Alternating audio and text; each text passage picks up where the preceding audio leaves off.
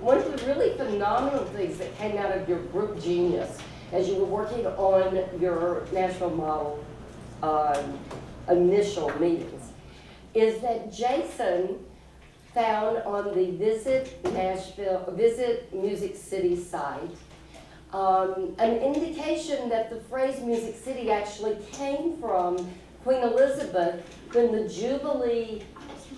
Fifth Jubilee Singers. Why are you doing this? Because he thinks that he's the first one to put it up. Okay, never mind. I don't care. I don't care where it came from. Okay, we're not gonna get into that. We're gonna keep moving here. So, okay, so Jason brings that up and said, and just in passing in the phone conversation that we had today that nobody could get because of ice, says, well, you know, that's where the phrase came from. The Queen of England used it for the Fifth Jubilee Singers when they were there. And yet there's no place on Visit Music City that references or takes you to the Fifth Jubilee Singers. Now, is that a disconnect? It's a disconnect to me. And I think it's one of the reasons that even Lewis today said country music, right? That Bell Mead didn't embrace country music because that's the view of music that was sitting here, you know, in the city. So one of the more important things I think y'all can do with your case study as well, and did you have the guts to ask Butch about it? Did anybody ask Butch? Oh, good, okay. I don't want to know the answer now, you can give it to us later, but. Some have the guts, some have the balls. Oh, Lord. So did he give you, I'm ignoring all that. Okay, so do you see the interesting gaps that you might be able to bring to a study of these either successes or failures? The gaps that you identify, particularly because you're looking at this through the lens of collaborative leadership, through the lens of a multicultural city, through the lens of what can make our city stronger. And of course, if we believe, and if y'all have been following Richard Florida and the creative class and Atlantic cities, I know some of you have been, I'm not going to ask for a show of hands, but all of the things, if you've been following that, you know that talent, tolerance, and technology are the three legs of a successful city and the ability to attract the creative class that Florida talks about. And as you put together your case studies, these assignments that we made for the viewing and for the reading should be reflected in the way that you present your final case study. And so we'll want to hear your reflection on how Florida might apply. And that doesn't mean you take a whole slide and you analyze Florida and you look at your case study from that standpoint. But it does mean that you present it from the standpoint of being informed by those scholars, and if it is appropriate, to talk about either Florida's theory of technology and talent and tolerance and how that applies to your project, or some of the other theories that we've looked at. But I'm going to expect to see an understanding of all of them as you make your final presentations. So how many of you have been following the things that we asked you to follow? The Metropolitan Revolution, okay, if you have not signed up for those, please do. We're going to talk a little bit more about Metropolitan Revolution and its key points in a minute. And how many have you followed creativeclass.com in Atlantic cities? Okay, so you see that there are a lot of different people looking at this whole notion of what makes a great city and what kind of innovations are going on around the world, because Florida is extended around the world, and Metropolitan Revolution is beginning to. And as you'll see, Michael Porter in just a moment is too. So we want you to recognize that what we've asked you to do, even though we may not spend a lot of time in class discussing the Atlantic cities postings, that we expect you to reflect that in the work that you do, both in your master's project work and in the national model. Okay, so we've talked about collective impact. You've looked at how to bring about community change, about change in general. And this whole program is about bringing business, government, and nonprofits together for the common good.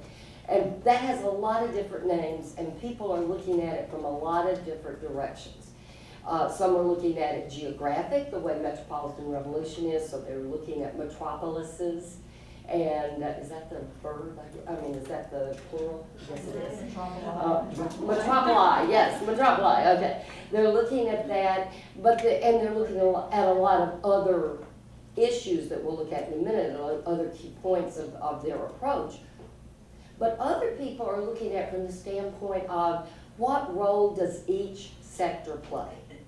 And so collective impact that you read, and that we'll start with, really was driven by the nonprofit community.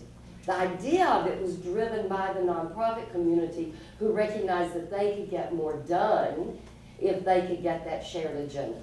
So let's just, I say here it's many names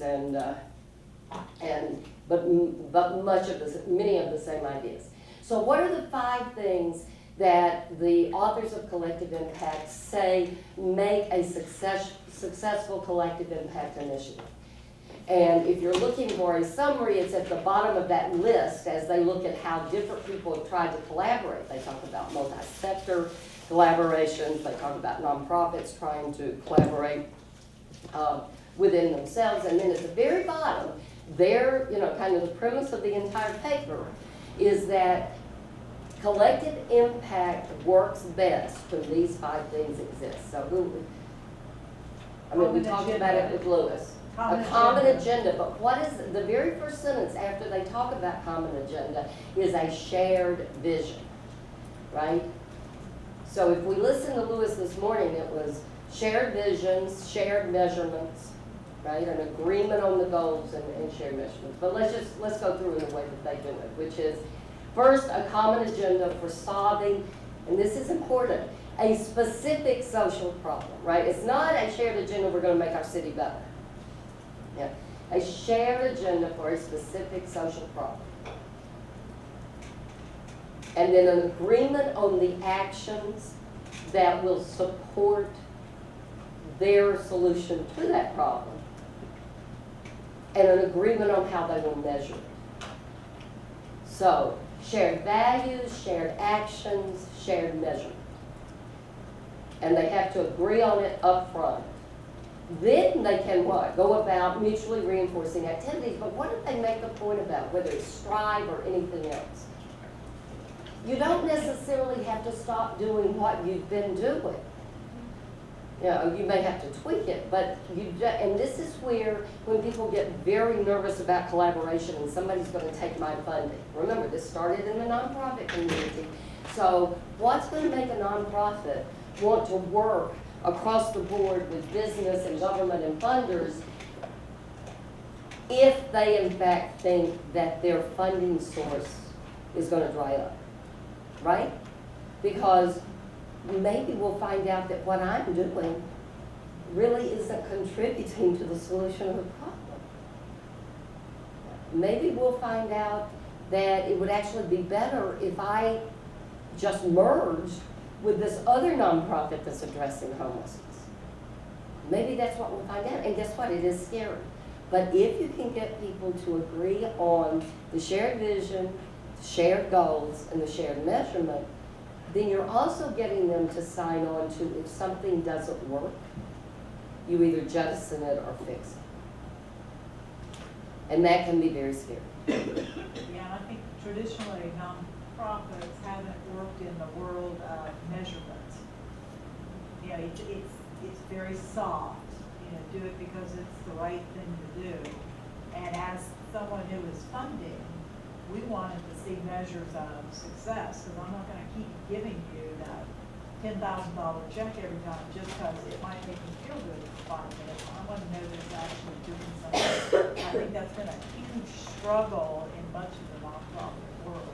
And now there's even a move that I know y'all began to do at Bridgestone, that the funding, kind of the big 3 in funding here in Nashville are requiring that Gates really started, and there's a Bill Gates, when we move into the next course, there's a Bill Gates article for the Wall Street Journal that we will have you read about how they don't fund anything that doesn't have a very focused goal and a way to measure it. And so that's why we're gonna force you to talk about the things that Lewis was talking about and actually shape them into what many funders require, which is a logic model that includes your goals, but also there's the activities, right?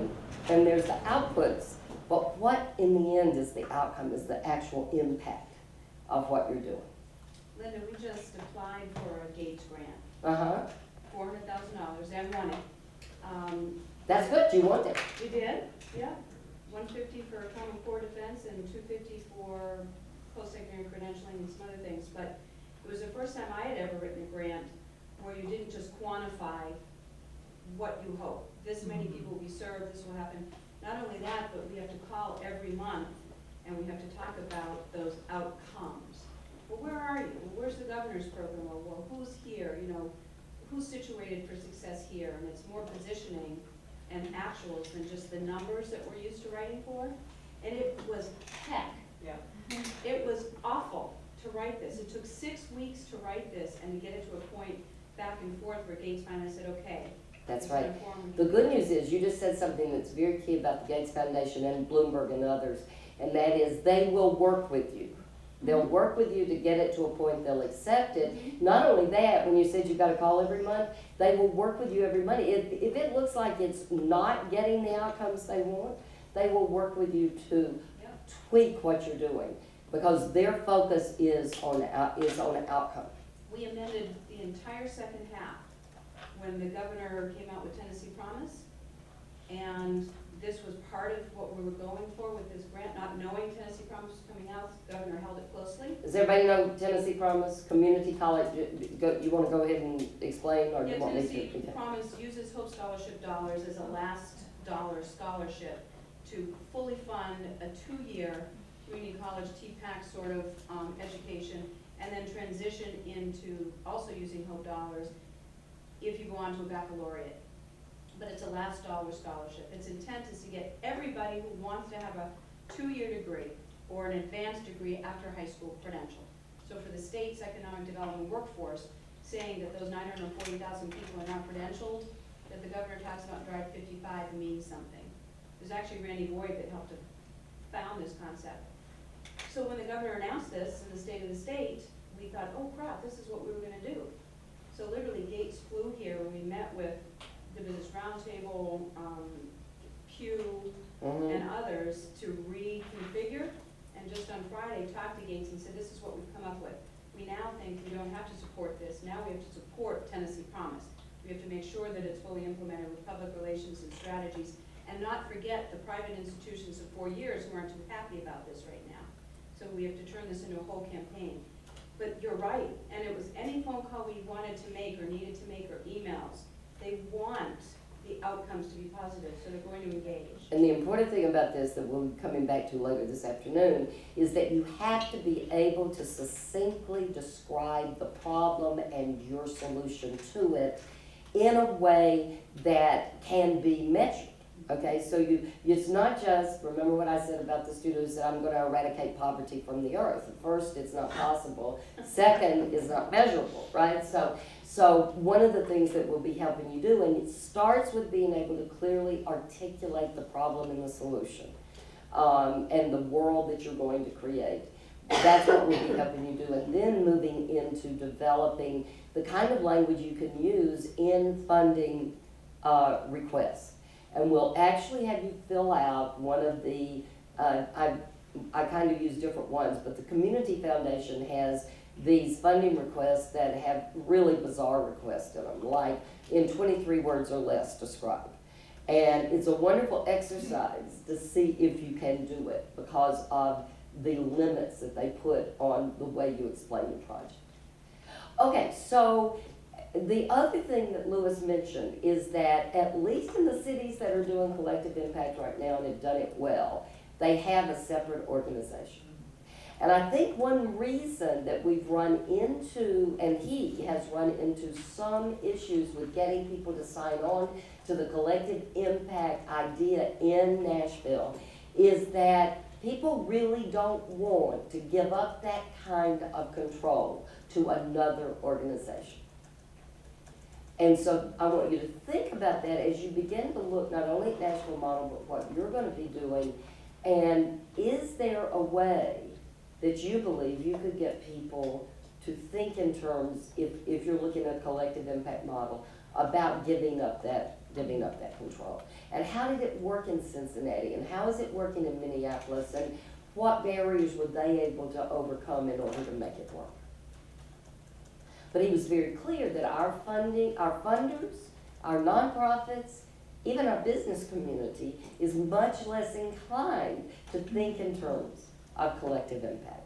There are some places where it's worked. He listed some of them, and he actually gave me some of the ideas that y'all are using for your national model examples that he believes showed collective impact. Okay, any other questions from the article conversation around collective impact before we go to yet another idea that looks at how do you bring people together for the common good? Yes, ma'am. Question, but more like a comment. You know, I was reading through it and shared it with coworkers, and I thought, well, this is great until you get to the part where it talks about how much money you need. You know, because you can share these ideas and say, yeah, and then as soon as people see you need a lot of money to make this work, who's going to read it and say, yeah, let's work on this? Well, and remember when he said no big guy, that this city has no big guy corporation? Cincinnati had P&G. Okay, Cincinnati had P&G. Minneapolis has 3M, and some of the other big, I'm sorry? And Target, yeah, I forgot about that, yeah. So it may be that it doesn't work or works less well in cities where you don't have, in Atlanta it's Coca-Cola, right? And then Coca-Cola got joined in Atlanta by UPS, and Delta was already there. So you got those three together, and they say they want to make something happen, they can make something happen. And so maybe there's a different model then for Nashville. Maybe it's one of these 4 that they list before they get to collective impact, because all of these are fine ways to get collaboration. They may not be as effective because they don't have the shared goal and the shared measurement, but they may be a step toward it. And so you got the funder collaboration that he suggests, that they suggest, public-private partnerships that many of you in your national model are going to see that.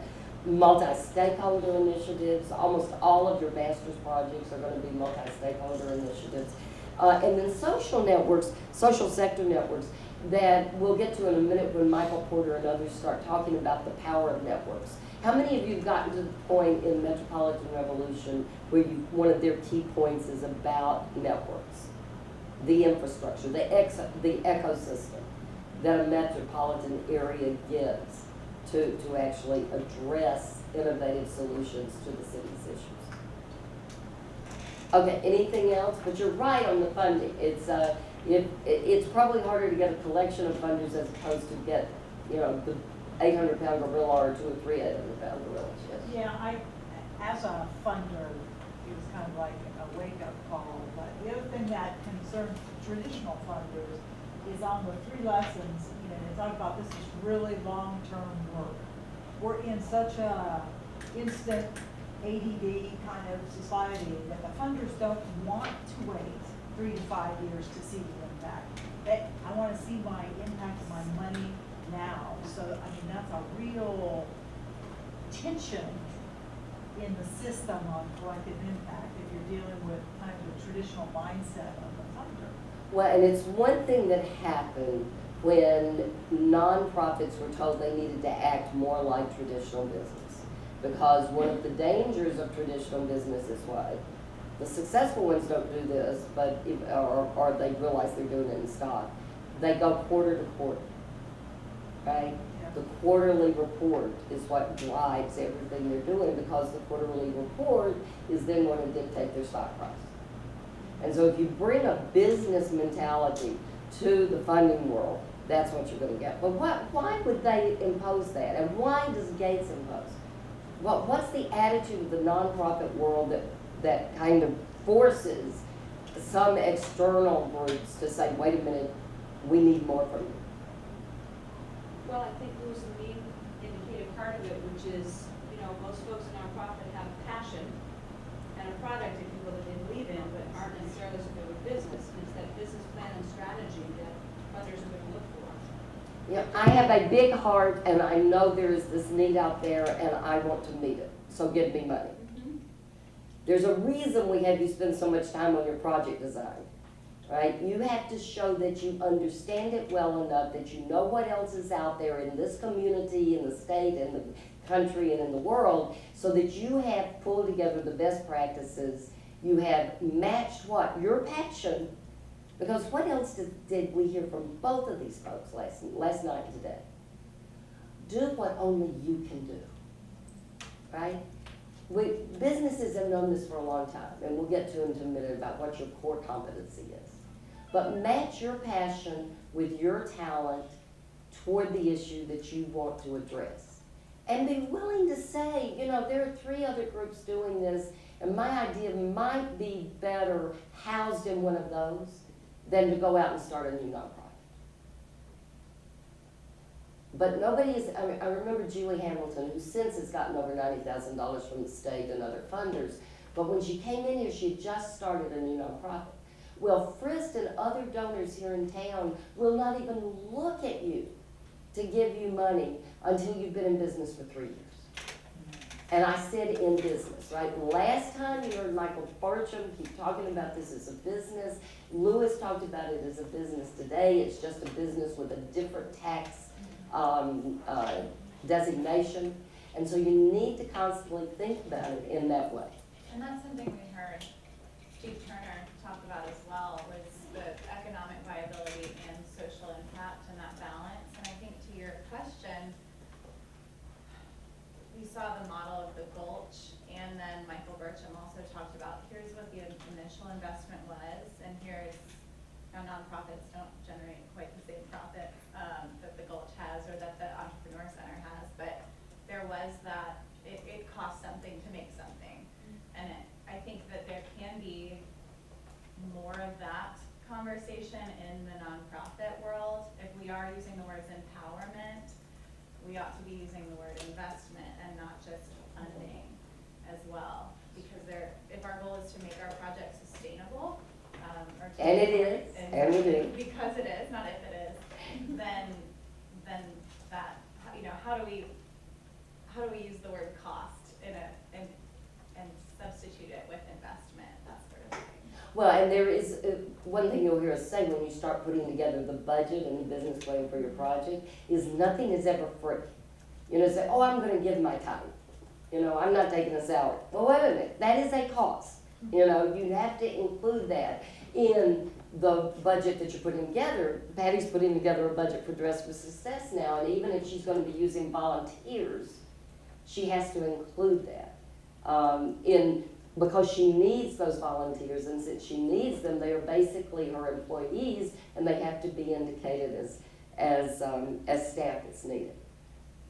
Okay, yes? Collaborative impact, how I understand it, is the infrastructure may already be there. It's one of the organizations in the collaboration naturally could run as the backbone organization in that role, so it doesn't need to be newly funded. As long as it's independent. I think that the people who have done collective impact, and I had not seen the 3 lessons piece that Lewis brought in, so read it and we'll talk about whatever the 3 lessons are that in this past year, I think it's 2013 piece, they come to believe. But I think the independence of the group is as important. And so if it could be within an organization, but it's independent. Well, what I'm thinking is the Homelessness Commission. Right. It had this budget, it didn't do anything with it, now it became a backbone organization within a collaborative effort. The budget is the same, but its effort is totally shifted when it is independent, so. And there could be others that are kind of at that point to be identified. Well, I think that's right. I do think that probably and funding are the stumbling block for getting some funders and some nonprofits on board. Again, giving up that control. And if you could figure out a way to do it where one could be the lead And it may very well be that United Way is going to play that role in the three areas as they move into this. And I talked to Lewis afterwards. I'm gonna try to get Eric Dewey and Margaret Dolan, who came over here for the inaugural class. When they were first beginning to think about this, I'm gonna see if they can come and talk to you about where they are in their thinking now on collective impact. But it seems to me that they're gonna try to do it with the kind of organizing body, the backbone being out of the urban, which may be an example of what you're talking about.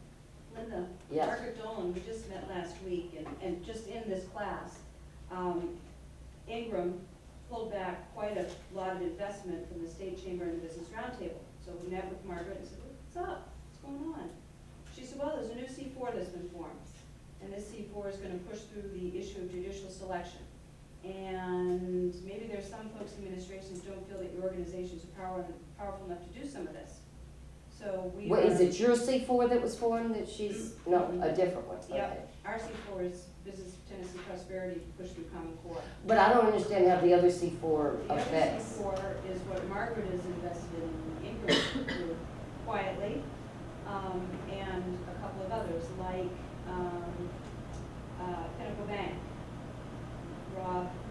So her concern was competing C4s, and why didn't you all get together and do the same thing? Yes, so Margaret, Charlie from Roundtable and the Chamber is going to get together and talk quietly about why they felt the need to take dollars out and put it somewhere else. So it was a tough swallow, but she gets it. Oh, and she has been at the forefront here in town of holding people accountable, to the point of telling people, no, I won't fund that because I don't think we need another one, which Right. goes very much to this point. She is also very focused in the education arena. She's on our leadership council, and actually decided to take the plunge and run for office herself. She ran for the school board and lost about 2 years ago, which is an interesting exercise in itself that we'll look at someday. But why she lost had nothing to do with money and nothing to do with how good a candidate she was and nothing to do with her qualifications, which is kind of scary when you think about wanting to get good people into government.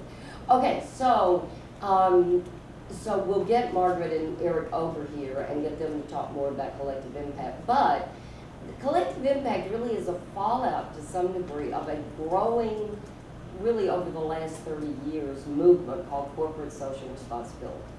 And corporate social responsibility is the topic of at least one of your master projects. And it's something that is actually taking root in this town pretty strongly, in a way that is driven by young professionals who are in the field. So Corinne Bergeron, who is at Jackson National, has convened a group of CSR officials from businesses around the city, and they're beginning to look at how they in Nashville can kind of build on the best practices of CSR. But CSR grew out of really a changing view of what business ought to do in terms of being a player in society. And it came out of a time when, and there's an Edelman paper on this, Edelman PR paper on this, where first business for many, many, many years was kind of like the public be damned, right? You know, public be damned. We're just gonna go do what we do. If we pollute, if we pollute the water, pollute air, we're doing this for our profit, and the public be damned. It did move to, well, maybe the public has a right to know.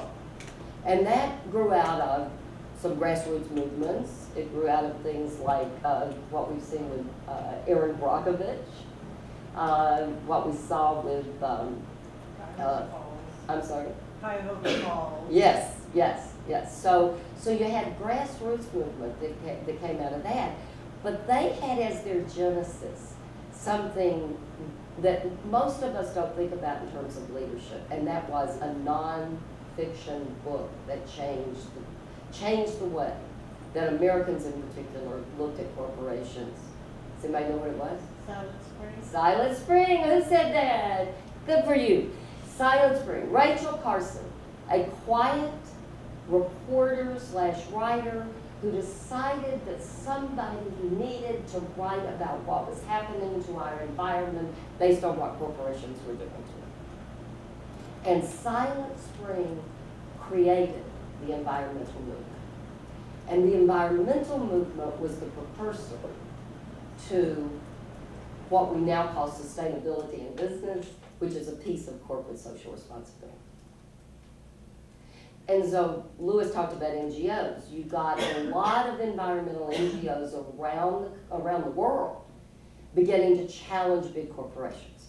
And so it began with Greenpeace challenging on almost every front. I mean, you think about them with whales, but it wasn't just with whales. It was challenging Coca-Cola, for instance, to quit using the gases that they were using in their vending machines because they were bad for the environment. And so forcing Coca-Cola to say by the time of the Greek Olympics, the Athens Olympics, that we would have eliminated all of those gases from our vending machines. And that is what I call the negative, okay? So the externalities, that's what Michael Porter calls them. The negative consequences of corporations on society. So reacting to them was kind of the first step. Yes? I would also have to say that Ralph Nader with unsafe and Yes, speed was you're a exactly huge- right. Yes, he followed Rachel Carson, but you're right, Ralph Nader. And the interesting thing is Rachel Carson didn't live long enough to become a cartoon of herself. I think Ralph Nader, over time, his organization continued to really bring about great change. But over time, what happens is, in some cases is a person becomes known more as a gadfly than as somebody bringing about change. And it's one of the things, it's a founder syndrome problem with some of these real NGOs that were focused on changing the negative impact of corporations. Not that I don't love Ralph Nader, but I just, there comes a time when you may lose your ability to impact change because you have become a cartoon of yourself. Okay, so there was, we had to respond. Corporations had to respond to the justifiable light that was shown on the impact, the negative impact they were having on society. And one of the first reactions that was, oh, let's throw money at society, right? Let's write checks. Corporate philanthropy. That was the next, one of the next big steps. Let's just find whatever needs to be done in Minneapolis, find whatever needs to be done in Prague, if you're a multinational, find whatever needs to be done in South Africa, and give a big check to some group to go do it. And that didn't work so well. It worked well enough if you are looking at just individual checks written for specific projects. But if you're talking about overall impact on a city, what does that mean? And Patty can talk about this. If in fact Coca-Cola says we're going to write big checks for education all through the 90s, that's going to be our focus from our philanthropy, from the Coca-Cola Foundation, what happens? Spend the money, but there's not. Well, everybody comes to you with their little piece of the education problem and what they want you to fund. At the same time, RJ Nabisco had what they called the 21st Century Fund, I think. And they were trying to give money to schools to innovate, and for two reasons. One, nobody wanted tobacco money. And the other is that people really didn't want to innovate. They had trouble giving that money away. I happen to know because I was there for a year. One of the things I don't talk about, a horrible mistake I made in my career when I decided I wanted to live in New York, and I took the first job that came along. But I was gone in a year to Coca-Cola. So they were writing checks. RJ Nabisco was writing checks to schools. Coca-Cola was writing checks to people who said they could impact education. But none of them were looking at it from the standpoint of long-term impact. The only thing I know that Coca-Cola did that looked at long-term impact they do it now, but they didn't do it then, was looking at a program in Texas that kept Hispanic kids in school through graduation. And it was so successful that Coca-Cola funded it around the country. Now, it doesn't exist anymore because it was run by, and this is a kind of cautionary tale, its passion, its heart, the thing that kept it going was one woman. And once she was gone, it fell apart. So that's the other danger of just writing a check, right? And not getting really engaged and involved.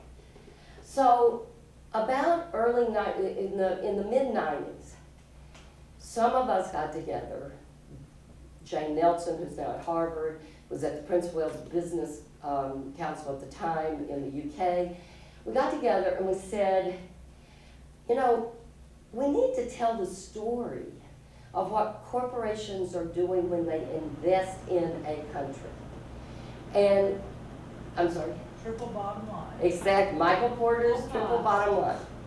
We need to tell the story, and we don't have the data to do it. We just know that when we go into a country, that not only do we hire people and build plants and buy sugar and ingredients, but we also, we also know that advertising firms get either pop up to serve us, or we hire advertising firms that are already there.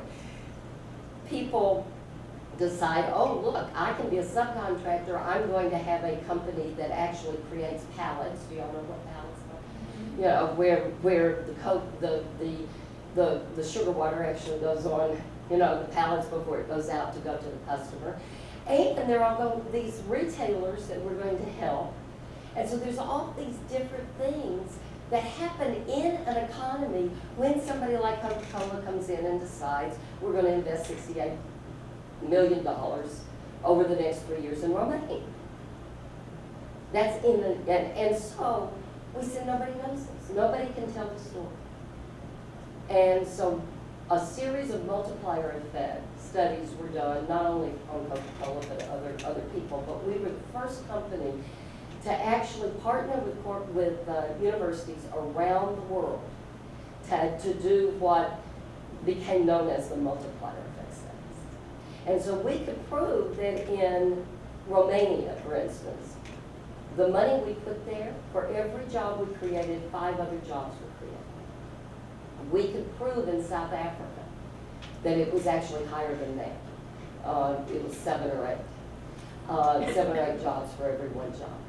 But we also could look at the industries. And so in Poland, and the one, I don't want to, there were a lot of good things that happened when the wall came down, and we say at Coke, we said Eastern Europe became the right shade of red. Coca-Cola could go in there. Not communist red, but Coca-Cola red.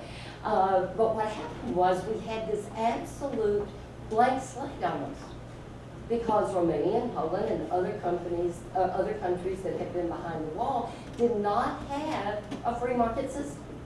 They had communism. And so we could actually start from scratch and measure to a certain extent what happened when we went into those countries. And so I'll just give you one example in terms of Poland. We went into Poland, and Poland had a sugar industry. They had a sugar industry. But their sugar was not what we would call Coca-Cola grade. Coca-Cola grade sugar could be sold all around the world and was a standard. And so what Coca-Cola did was work with the Polish government and the Polish sugar industry and farmers to create Coca-Cola grade sugar to come from the Polish sugar industry. So that, what did that do? I mean, somebody tell me what that did. By going in and helping them upgrade one of the products that they were producing in Poland, what did that do for Poland? Supported and expanded their economy. Exactly, because what could they do then? They could sell Coca-Cola grade sugar all around the world. So it was a way to impact their economy that was in addition to Coca-Cola building plants and hiring people and beginning to work with retailers and and engaging all of the different subcontractors that you need when you are a multinational moving into a country. So those were the multiplier effect studies. And they started people thinking in different ways. And so very soon after the first multiplier effect studies came out, Kofi Annan, who was the Secretary General of the UN at the time, do any of y'all know that name? Kofi Annan. Okay, Kofi Annan decided he was going to do something amazing from a communication and advocacy standpoint.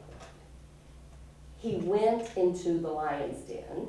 He went to the World Economic Forum, where every prime minister and every CEO from the world, pretty much, I mean, very few people want to miss the World Economic Forum, which meets the last weekend of January, first weekend of February, every year in Davos, Switzerland. It's been meeting there for over 30 years. Klaus Schwab, a business professor, had this idea 30 years ago and has grown it into an amazing enterprise. And what happens is the business leaders and the government leaders and the nonprofit leaders of the world come together, and for 7 days they focus on a few key issues. And it was, they attempted collective impact. But first they had to get to know each other. First you had to get NGOs to sit in the same room with the mining company exec that was polluting South Africa, right? First you had to say, you've got to get to know each other. And so for years, that's more what it was about. Just finding out that each other didn't have horns. But then they began to actually work on things. And so Kofi Annan looked at this and said, I want to be the keynote speaker. I want to be one of the keynote speakers at the World Economic Forum. And he challenged, nobody knew he was going to do it. I think Klaus Schwab did, but nobody knew he was going to do it. And he, in front of probably 400 CEOs and world leaders, basically said, put your money where your mouth is. We want to see change. I am creating the Global Compact. Here are the rules for being part of the Global Compact. Here are the things in sustainability and the way you treat your workers, and the way that you contribute to community that we will expect from you if you are part of the Global Compact. And I want to see how many of you sign on before this week is over. It's pretty bold, huh? Now, fortunately for him, he had a man named John Ruggie working with him, who now works with Jay Nelson at Harvard too. And John had made sure that there were a couple of people who had signed on before he ever made that challenge, right? So that's an interesting thing for you to remember when you start trying to build your coalition. You need a few of the big players to have already signed on so that you can announce them, so that they can be standing there with you. Yes? Anything similar to the Bilderberg group? That World Economic Forum you're talking about? No. Well, yes, but that's smaller, and it's not the same thing. They're not trying to do the same thing. And so, but the Global Compact ran into problems. Can anybody tell me why? Got any ideas about why it would?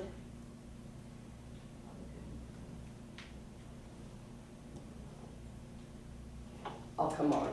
Bridgestone at least can tell me, I know. Why would a company not want to sign up? What? Some people who got in slipped out of the vote, and some people didn't really want to get in because they knew there was maybe something over here that they didn't want to come to light, they were gonna have to change if they got in. That's right. That's right. So first, if you had something to hide, you sure didn't want to get in, right?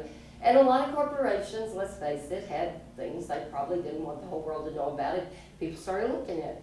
The other thing is, he wasn't clear up front on what the measurement was going to be.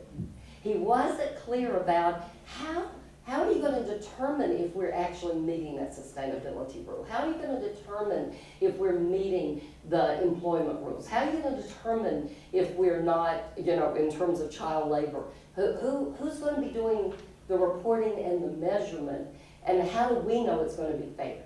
Now, in corporations' defense, there were a lot of groups out there at the time that purported to rank corporations in the way they were dealing with society, And the way they reported it was more kind of, we like this corporation, we don't, they did something bad that got in the news, and so they go to the bottom of the pile. It was not very scientific. And so corporations were absolutely, legitimately concerned. Coca-Cola did not sign on right away for that very reason. Because, and I have to say, I was in the minority, I wanted Coca-Cola to sign on. But I lost the battle because there were enough people at Coke who were concerned about how it was going to be measured. Coca-Cola is now a part of the Global Compact. You can go on the UN site, you'll see that now there are hundreds of corporations around the world that are part of it, but it got off to a slow start because of that. But again, what was that? That was compliance. Somebody asked me once, how do we get business to do more? And I said, quit using the word compliance. You know, quit using the word compliance. It's not because we're forcing business to do this that they should do it. It's because we need a change in attitude on both sides about the role that business can play. And that's going to bring us to Michael Porter in just a minute. And so the final thing, the final evolution out of the Global Compact was that corporations began to say, you know, we can be a whole lot more effective in the world if we just look at what we do best. Remember that idea, what is it only I can do? What is it only Coke can do? You know, what is it only? That's the challenge that you should ask yourself in your organization. What is it that only we can do and that we do well, that we can focus on an issue, a problem, an opportunity in the community? And so y'all heard the story, I'll use it because it's my favorite one, about how in Africa during the AIDS crisis, during the AIDS crisis, is there a problem? No. Oh, the buzz? Oh, yeah, I agree with that. So there was the AIDS crisis in Africa. There was a lot of multinational focus on what could we do. Bono had just begun to focus everybody's attention on Africa. And Coke said, well, they'd given money for marketing and for really trying to convince people that it was a problem. Because you may remember that the South African government at the time was telling people publicly that AIDS was not a problem. This was post-Mandela, that AIDS was not a problem. And so first, we put money into actually giving media, doing media training, giving newsrooms money so that they could report on this. And we did that in collaboration with the International Women's Media Foundation, partnering with a nonprofit and the media organizations. But yeah, we're a marketing firm, and basically Coca-Cola is, you know, a marketing company. But we also had some infrastructure that was unique in the world. Roberto Goodsutter used to say, if you give me any beverage in the world, I will use the Coca-Cola system and make it the #1 beverage in 3 months. Why? Because we were everywhere and because we had a huge fleet of transportation vehicles. Whether it was, y'all ever heard of tuk-tuks? Whether it was, you have, okay, whether it was tuk-tuks in Indonesia, or trucks in South Africa, and in Africa, we could get it to you.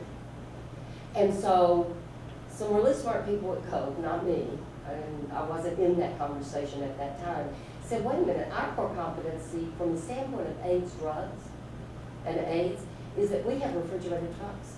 And we can put, if we can get the drugs and we can get a doctor or a nurse or a health professional, then we can go into Africa and deliver the drugs. Now, there was another issue that they had to deal with eventually, and that was water, right?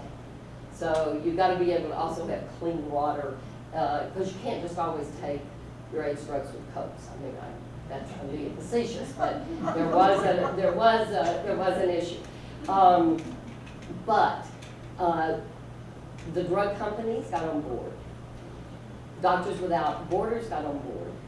And so for about 4 years, AIDS drugs were delivered throughout Africa because 3 different groups had come together and pooled their core competence. And so that's how we get to the core competency idea. Well, why is that important to you and your master's project? Because if you're going to get business partners, you want to know what their core competency is, and you want to know how they're using it in community. The other thing you're going to want to know from more traditional corporations, and who have not yet expanded their corporate social responsibility because Colleen hasn't gotten to them yet, the ones that are more traditional, you're going to want to know where are they saying they're putting their money. Right? The worst thing in the world is to go talk to a funder, whether it's a foundation or a corporation, and ask for money for something that they have stated explicitly on their website that they do not fund. Do you know how irritating that is to people? Patty? Yes. Yeah. So what you want to be doing as you do your benchmarking and as you scan the landscape for your projects is to figure out who has the core competency you need. Now, I have to say, there's one student who has done this in an amazing way, and it's the one that I say you always have to remind me, you know, if I say I don't like your project, tell me, remember Julie Hamilton. Because Julie Hamilton has Julie's Village, which is it's an organization set up to give women choice and voice in breastfeeding. And when she first came in, I thought she was crazy. Okay, it was a generational thing. It was just a whole lot of other things. Very shortly after I told her that I wasn't at all sure that her project should be done, Time Magazine had a cover story on how breastfeeding is really important to the health of the mother and the health of the child. Boy, did I eat crow. The Facebook page was filled with me eating crow. Okay? I am so sorry. And then what Julie did was she figured out, how am I going to fund the things I'm doing? Oh, who serves mothers-to-be? Who serves kids? People who have kids. Pottery Barn Kids. And who cares about women's health? What kind of companies out there really care about women's health? Well, she got a Whole Foods, who she determined and found out had a real focus on that. And so she, over the course of 8 to 10 months, was able to put together a coalition of business and government. There was already a coalition, a nonprofit coalition here to support breastfeeding, and that was getting bills passed in Metro and others to support the need of breastfeeding mothers. And then finally, you know, she got government. So that now I can sit here and tell you that she has over $90,000 in corporate and government funding to expand her program throughout Tennessee. But she did it because she focused on core competence. Who cares about what I care about? And you know what she found out? The hospitals were not necessarily her friend. And so even though, and Michelle didn't do this, I did. I kept pushing her toward the hospitals. I don't understand, they have all these breastfeeding programs, they have mothers-to-be, why don't you do it? And finally, she had to bring somebody in here to say to me, the hospitals are the problem. You know, that's what I'm trying to change. And so if I start giving you a hard time, I may continue to give you a hard time, but just remind me about Julie Hamilton. Okay, so, what did I do? I hate technology, and I shouldn't say that because the next word is something. Okay, Michael Porter. Are you elected?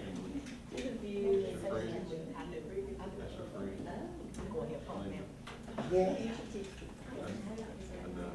Okay, so then we get to shared value. So corporate social responsibility has evolved, right? We've evolved from Coca-Cola writing a check and giving stock to Emory University so that it's known as Coca-Cola U.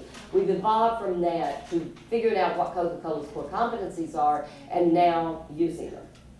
Now, it also is what's Coca-Cola's vulnerabilities. And this is pre-Michael Porter, so just, the other thing that Coke has now done is they were right at the forefront of some of the first water issues. But then what happened? How many of you know about the controversy with Coke in India? We were accused, Coke was accused in the last 5 years really, of tapping into the water supply and using all the water so that several villages in India did not have the water they needed. And whether or not it was true or not, it didn't matter. It took on kind of the urban myth, right? And so they had to really look at what can we do here. First, we'll fix India. I mean, they made their peace and did whatever they need to do. But now there's a focus on water at Coca-Cola, in addition to other things. And they just invested in, if you go online and look at Dean Kamen's, I can't remember the name of it. It's a contraption that doesn't cost that much, that can take water from any source, purify it, and make it good enough for drinking water in like a day. And it's about this big. And so they have funded those in villages all over the world. Now, it's not just because they had the problem with water in India, it's because why? Coca-Cola needs good water, right? You can't make Coca-Cola or any other thing that they produce without water. I actually had a CEO once, who's no longer CEO and who didn't last very long, sit in a meeting and say, how do we corner the world's water market? Now just think about that. The next wars are going to be fought over water, not energy, not oil. And so here's a man sitting there saying, how do we corner the world's water market? Scary. But it was that kind of thinking that meant that he didn't last that long as CEO. All right, shared value, Michael Porter. So Porter says we need to rethink the way corporations even view themselves. And as Patty pointed out, he started out with the triple bottom line idea, which is there are different ways to measure a company's impact in community. Yeah, there are different ways to do that. Profit, people, planet. And he is now, yes, that's exactly right. And now he has decided we need to go farther than that. Corporations need to rethink who they're creating value for. And that they're not creating value or profit just for their shareholders, but they have to create value for society. Now that's, I know that may not sound like a real shift to some of you, but that is a shift. Because even in the 90s, Coca-Cola, Roberto Goizueta, the chairman of Coca-Cola, was known as someone who built shareowner value. That was the measure. He and Jack Welch were measured by how did they build shareowner value. And his argument would be, and if I build shareowner value, they're going to give money into the community. Coca-Cola stock's going to go up. All these nonprofits that have Coca-Cola stock will benefit. So my goal is to increase shareowner value. Michael Porter, just in the last 2 to 3 years, has said, and for Michael Porter to do this from the Harvard Business School is really telling. And he said, no, we've got to go further than that. So you have two competing ideas across the river at Cambridge competing. You've got Jay Nelson with corporate social responsibility, who's still looking at things in a somewhat more traditional way. And you've got Michael Porter at the business school saying business needs to completely rethink why it's here.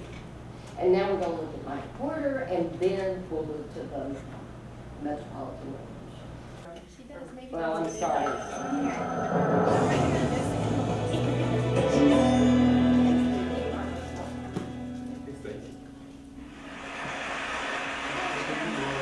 I think we're all aware that the world today is full of problems. We've been hearing them today and yesterday and every day for decades. Serious problems, big problems, pressing problems, poor nutrition. What happened? Access to water, climate change, deforestation, lack of skills, insecurity, not enough food, not enough health care, pollution. There's problem after problem. And I think what really separates this time from any time I can remember in my brief time on Earth is the awareness of these problems. We're all very aware. Why are we having so much trouble dealing with these problems? That's the question I've been struggling with. Coming from my very different perspective, I'm not a social problem guy. I'm a guy that works with business. Helps business make money. God forbid. So, why do we have so much problem with these social problems? And really, is there any role for business? And if so, what is that role? I think that in order to address that question, we have to step back and think about how we've understood and pondered both the problems and the solutions to these great social challenges that we face. Now, I think many have seen business as the problem, or at least one of the problems, in many of the social challenges we face. Now, think of the fast food industry, the drug industry, the banking industry. Now, this is a low point in the respect for business. Business is not seen as the solution, it's seen as the problem now for most people. And rightly so in many cases. There's a lot of bad actors out there that have done the wrong thing, that actually have made the problem worse. So this perspective is perhaps justified. How have we tended to see the solutions to these social problems? These many issues that we face in society. Well, we tend to see the solutions in terms of NGOs, in terms of government, in terms of philanthropy. Indeed, the kind of unique organizational entity of this age is this tremendous rise of NGOs and social organizations.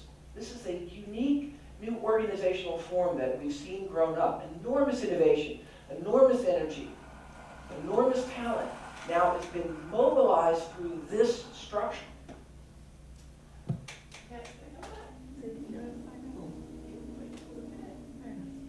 Structure to try to deal with all of these challenges. And many of us here are deeply involved in that. You know, I'm a business school professor, but I've actually founded, I think now 4 nonprofits. Whenever I got interested and became aware of a societal problem, that was what I did, form a nonprofit. That was the way we thought about how to deal with these issues. Even a business school professor has thought about it that way. But I think at this moment, we've been at this for quite a while. We've been aware of these problems for decades. We have decades of experience with our NGOs and with our government entities, and there's an awkward reality. The awkward reality is we're not making fast enough progress. We're not winning. These problems still seem very daunting and very intractable, and any solutions we're achieving are small solutions. We're making incremental progress. What's the fundamental problem we have in dealing with these social problems? If we cut all the complexity away, we have the problem of scale. We can't scale. We can make progress, we can show benefits, we can show results, we can make things better, we're helping, we're doing better, we're doing good. We can't scale. We can't make large-scale impact on these problems. Why is that? Because we don't have the resources.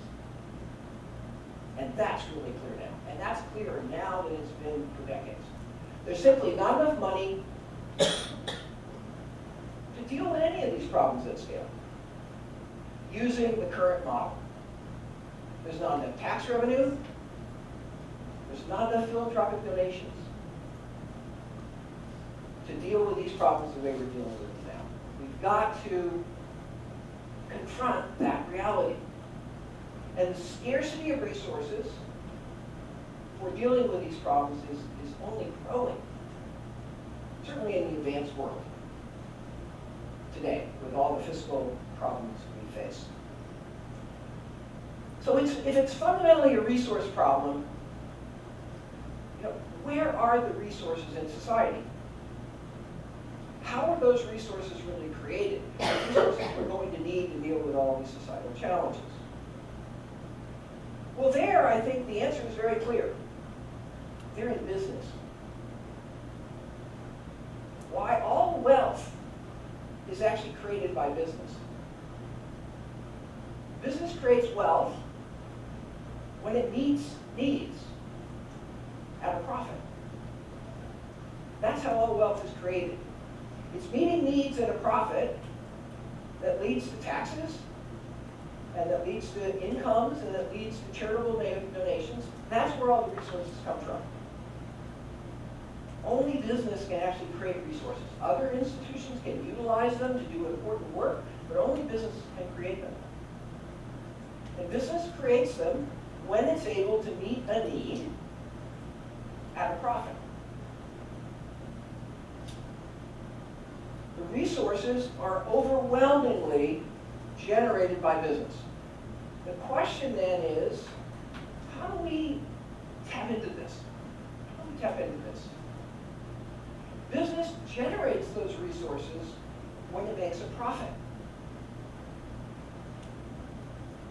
That profit is that small difference between the price and the cost it takes to produce whatever solution business has created to whatever problem they're trying to solve. But that profit is the magic. Why? Because that profit allows whatever solution we've created to be infinitely scalable. Because if we can make a profit, we can do it for 10, 100, a million, 100 million, a billion. The solution becomes self-sustaining. That's what business does when it makes a profit. Now, what does this all have to do with social problems?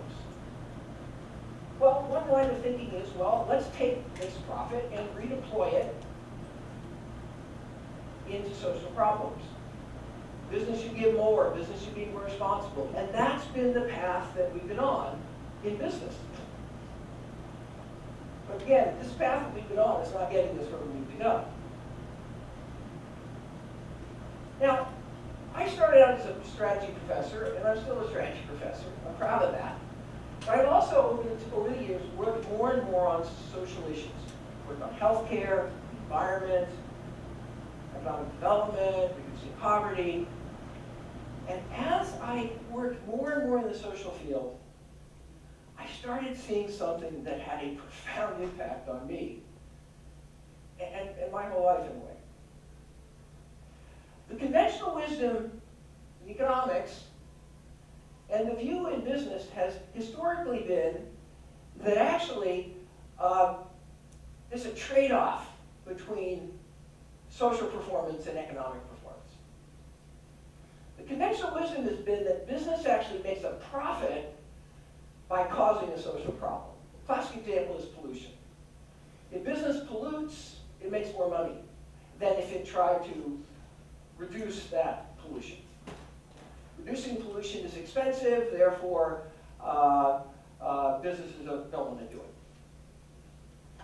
It's profitable to have an unsafe working environment. It's too expensive to have a safe working environment, therefore business makes more money if they don't have a safe working environment. That's been the conventional wisdom. A lot of companies have fallen into that conventional wisdom. They resisted environmental improvement, they resisted workplace improvement. That thinking has led to, I think, much of the behavior that we have come to criticize in business, that I come to criticize in business. But the more deeply I got into all these social issues, one after another, and actually the more I tried to address them myself personally, in a few cases through nonprofits that I was involved with, the more I found actually that the reality is the opposite.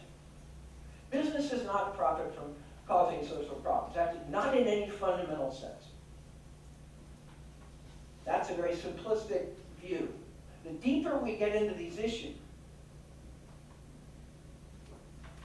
They know what's going on with this. It's just political free. It's just, you know, it just takes it in. issues, the more we start to understand that actually business profits from solving social problems. That's where the real profit comes. Let's take pollution. We've learned today that actually reducing pollution and emissions is generating profit, saves money, makes the business more productive and efficient, it doesn't waste resources. Having a safer working environment actually, and avoiding accidents, it makes the business more profitable because it It's a sign of good processes. Accidents are expensive and costly. Issue by issue by issue, we start to learn that actually there's no trade-off between social progress and economic efficiency in any fundamental sense. Another issue is health. I mean, what we found is actually health of employees is something that business should treasure, because that health allows those employees to be more productive and come to work and not be absent. The deeper work, the new thinking on the interface between business and social problems is actually showing that there's a fundamental, deep synergy, particularly if you're not thinking in the very short run. In the very short run, you can sometimes fool yourself into thinking that there's fundamentally opposing goals, but in the long run, ultimately, we're learning in field after field that this is simply not true. So how could we tap into the power of business to address the fundamental problems that we face? Imagine if we could do that. Because if we could scale. We could tap into this enormous resource pool and this organizational capacity. And guess what? That's happening now, finally. Partly because of people like you, who've raised these issues now for year after year and decade after decade. We see organizations like Dow Chemical leading the revolution away from trans fat and saturated fat with innovative new products. This is an example of Jane Irrigation. This is a company that's brought drip irrigation technology to thousands and millions of farmers, reducing substantially the use of water. We see companies like the Brazilian forestry company, Fibreeza, that's figured out how to avoid tearing down old growth forests and using eucalyptus and getting much more yield per hectare of pulp and making much more paper than you could make by cutting down those old trees. You see companies like Cisco that are training so far 4 million people in IT skills to actually, yes, be responsible, but help expand the opportunity to disseminate IT technology and grow the whole business. There's a fundamental opportunity for business today to impact and address these social problems. And this opportunity is the largest business opportunity we see in business. And the question is, how can we get business thinking to adapt this issue of shared value? This is what I call shared value. Addressing a social issue with a business model. That's shared value. Shared value is capitalism, but it's a higher kind of capitalism. It's capitalism as it was ultimately meant to be, meeting important needs, not incrementally competing for trivial differences in product attributes and market share. Shared value is when we can create social value and economic value simultaneously. It's finding those opportunities that will unleash the greatest possibility we have to actually address these social problems, because we can scale. We can address shared value at multiple levels. It's real. It's happening. But in order to get this solution working, we have to now change how business sees itself. And this is thankfully underway. Businesses got trapped into the conventional wisdom that they shouldn't worry about social problems, that this was sort of something on the side, that somebody else was doing it. We're now seeing companies embrace this idea.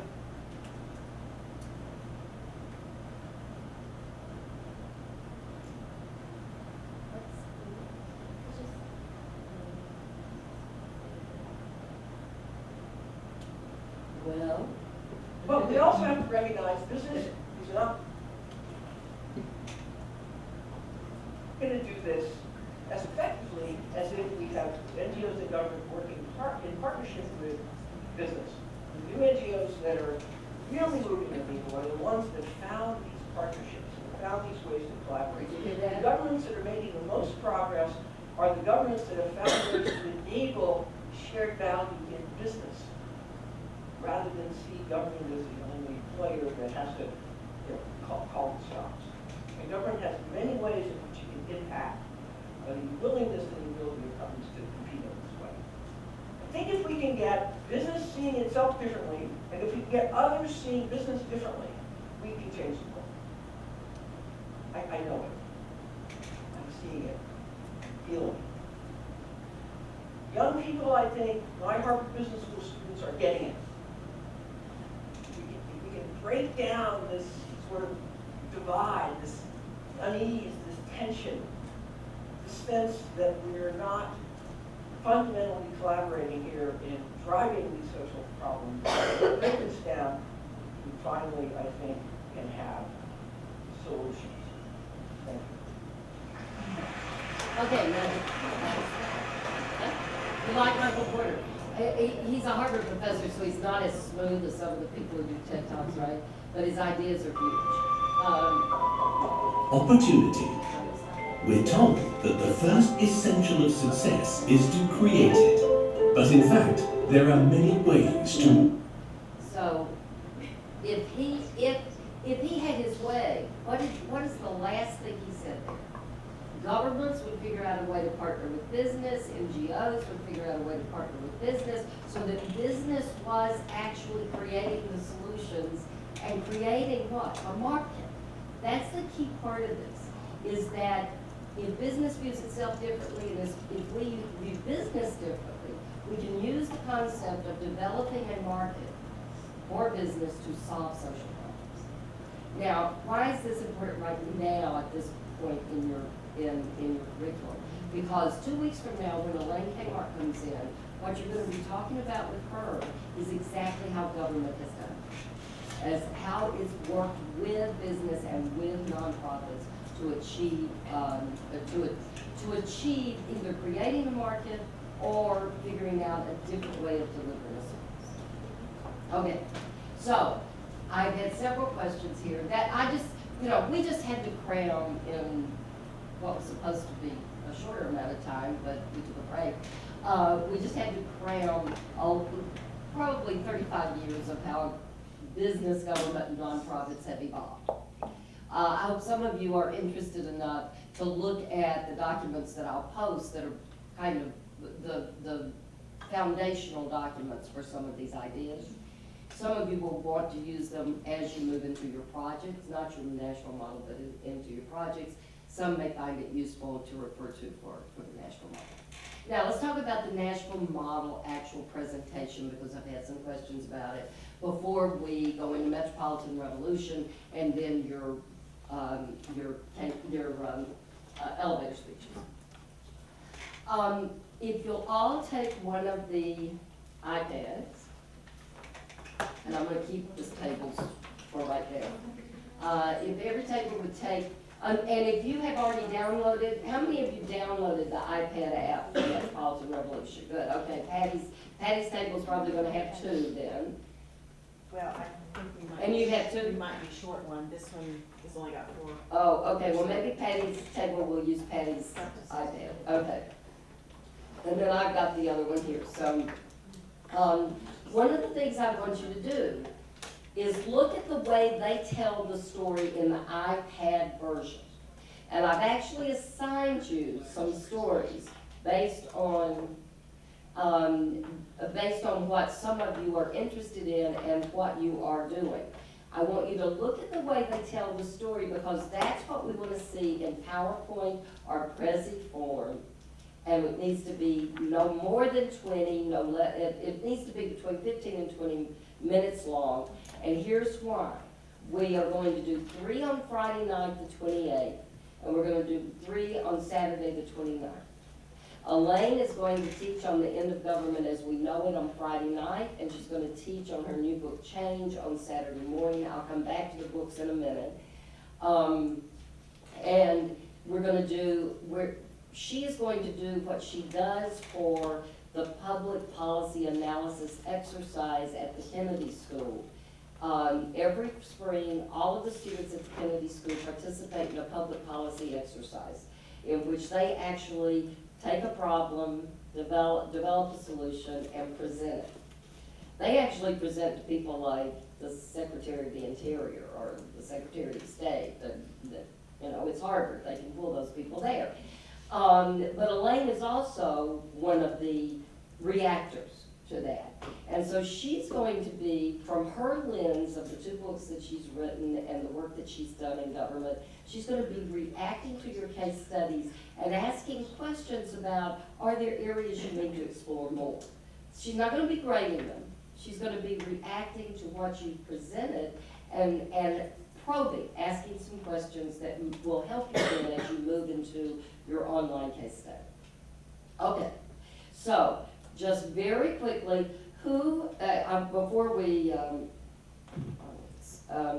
before we actually go into looking at different cities and what they've done within Metropolitan Revolution, who wants to give me kind of the 5 basic ideas that 5 or 6 basic ideas that they present in the book? This is to jumpstart those of you who may not have started the book yet, because you are going to be using it in both of your assignments. Well, one is to utilize human capital, and that the federal government is no longer going to create all of the solutions. They've got to use the potential that comes with working together. Okay, and that's really what they call the ecosystems and the networks, right? That their big idea around ecosystems and networks. If you go kind of in the order that they present them, it's first that we've got it all wrong, right? That we think of ourselves as a kind of a top-down society. But in fact, their first 2 key points are that metropolitan areas are where the innovation is happening, and more important, that there is a reversal of power in America. That the power in America is now going to be coming from the solutions that come out of metropolitan areas. That should excite y'all. You're getting a master's degree in civic leadership, looking at, in this case, a very specific metropolitan area, but learning about what did y'all say? Not metropolises, but Metropolitan. I'm gonna say metropolises until somebody tells me it is. So, okay, so the power now is in the metropolitan area, and they also are defining metropolitan areas from a regional standpoint too, right? So that and that's important to us here in Nashville because of why? The 10-county regional mayor's caucus that has defined Middle Tennessee and the region around Nashville as the metropolitan Nashville area that takes into account the entire region. How long has that caucus been in existence? They actually formed it after they came back from Denver. Remember the city visits that Louis talked about? The city visit to Denver produced 2 things. It produced the regional mayor's caucus because that's how the then mayor, now governor of Colorado, had created some support for the things he wanted to do. He created a regional mayor's caucus. And the second thing they did was they started a transit academy to get people to support mass transit. And so they came back to us. We had just literally been announced. And they said, as one of your first programs, would you create a transit academy? And we said, yes, we want to make it a citizen leadership academy that can be applied to any issue, but the first issue we'll take on is transit. So those are the 2 things, and I believe that would have been 2010. That would have either 2009, 2010, somewhere in that area. Okay, so the regionalism idea. And then this argument, the thing that Catherine just said, and the argument that there are social networks. There are networks that drive innovation. You know, said a different way, from Florida's standpoint, it's a multicultural, tolerant community, it's technology, and it's talent. So he looks at it from that standpoint. They look at it from what are the networks that support entrepreneurs and drive innovation. And then, and this is where Catherine, I thought you were going to go, they say that cities have to get back to the basics. They've got to figure out a way for production and innovation to drive consumption, not the other way around. One of the most interesting things in the book is the idea that cities are trading with cities around the world, right? That he calls it the new Silk Road. Who knows what the Silk Road is? Marco Polo? Right? Okay, so the new Silk Road are cities trading with cities around the world. And then finally, and Stacy, I know you like this one, they talk about geography, public space, right? And how bringing people together, not having them isolated. It's really a reversal of the suburbs. right? You know, in the 50s and the 60s, everybody wanted to get out of inner cities, and the 70s, out to the suburbs, out into the exurbs. Well, there's a reversal to a certain extent of that now. Wherever we are, even if it's in the suburbs, we want to make sure people aren't isolated and that we're building public spaces for them to come together. And that's why the public library here, I think it was Governor Bredesen last night, his very first point was, right, we needed a place where people could come together. So think about that from the standpoint of the points that, the overall points that they're making in the book. And I wanted us to read this book because Bruce Katz, one of the authors, is coming to Nashville on a regular basis, working with the chamber, has been working with the governor, some of his people have been working with the governor. And because he has agreed at the right point to come in either by Skype or in person to meet with you as you move farther down on your projects. But I just wanted you to read it because I think it's a cool book. And because it has an iPad app. Now, and so you said, what should your Prezi look like? What should your, and y'all, I'm sitting down because I'm so sick, I'm about to fall over. Okay, so just thank you for letting me sit. So why did I want you to all take these iPads? Is this one for this? Oh, okay, does anybody else need another one? Have y'all got one? Everybody, okay, so I want you to look at the way they tell 4 of the stories on this iPad app. Oh, yeah, it does. Vanna White here, Vanna White. Are y'all too young to know the Vanna White? No. Talk about young. Vanna White has had some work. I mean, she looks just like she did, right? Okay, so I want you to look at what they've done here, because when we actually do the communication course, we're going to talk about, again, the HBDI grid, right? How do you communicate? Well, you've got to have facts, but how do you show facts in a way that people actually understand it? You've got to have vision, but what do you use to show that vision? What are the symbols that can show that vision? What are the human faces that can show that vision, right? And you've then got to say, are you engaging the right people? You know, who are the people you're engaging? And that's red, right? And who are you serving? And then finally, how are you getting it done? Well, they do this in this app, in the stories they tell around these 4 areas, and I'm going to tell you who I want to look at these 4 areas, and we're going to take about 20 minutes. I want you to look at it, then we're going to take 10 minutes for each group to just give the 2 top points from their city. This is not going to be hard because I'm not asking you to read the whole thing. The wonderful thing about this that I want you to see is that they also have their net takeaways at the end, okay? And they use video. And they talk about, and they tell you in graphic terms what the big ideas are in these areas, and then they give you the net takeaways. So I want you to study it from the standpoint of your group, okay? And the groups are not necessarily sitting together, so you may have to move around. But, and what I'll do is just put one name with each of these, and whoever wants to, you know, if you want to stay in your group, you should. Northeast Ohio. Okay, Jason and Catherine and Colleen. Northeast Ohio is about manufacturing. If you click on, now you have to click on the map, all right? See, that's the other wonderful thing they have. Click on the map up on Northeast Ohio. Okay. Houston. Now this is where I played around with your groups a little bit because, Kathleen, you may not be in the right group for this. Houston looked at how to make the most of their immigrant and refugee community. And so Kathleen, Mohammed, who else is dealing with refugees? Sylvia, I couldn't read my own writing. The 3 of you should get together and look at the Houston example. Detroit is infrastructure. Guess which group gets in Detroit? Yeah, okay. And Denver is collaboration, and I just realized that I only chose 4 in their 6 groups. So y'all are going to have to, sorry about that.